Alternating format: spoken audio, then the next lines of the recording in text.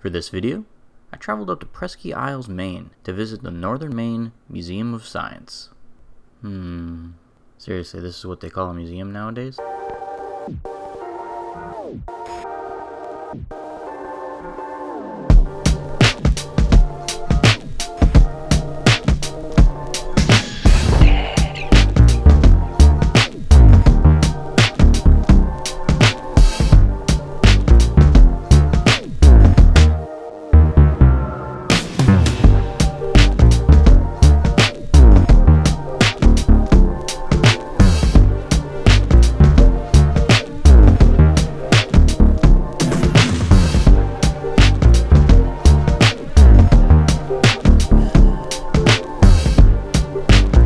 I recently went on vacation up in Maine, and I gotta tell you, I had a great time. I saw so many amazing things. It's such a beautiful state. However, if I had to pick out the biggest disappointment of the trip, it would be what you're looking at right now. Today I'm in Presque Isles, Maine, and I'm at what is called the Northern Maine Museum of Science.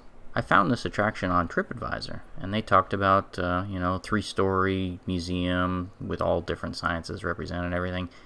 Well, I actually walked around inside this so-called museum on the first floor, and I thought I was lost because I didn't even realize I was standing in it. It's that underwhelming. I think it's pretty disingenuous, if not outright cynical, to call this a museum. It really isn't. What you're looking at is a classroom building. We're in Folsom Hall at the University of Maine in Presque Isles, and it's like being in a teacher-parent conference at your local elementary school, because it's just a classroom building with some glass containers on the wall, and that's the entire museum right here. I mean, if I was a student here and I saw the sign on the wall that says Northern Maine Museum of Science, I'd be embarrassed, because it really does make the University of Maine look bad. I mean, for them to do such a half-ass approach to a museum, like, if you want to see what a real campus-based museum looks like, look at the Florida Museum of Natural History. That's on the UF campus. That's a real museum. That had exhibits and floor space to interactive kiosks and all other stuff. That's what it should look like. They really need to either take the sign down or rebuild the lobby to where it actually has some real exhibits, because this is embarrassing. It really is. I hate being negative, but putting that sign on the wall and calling this a museum is such a shameless thing to do, and I don't understand why they would do that.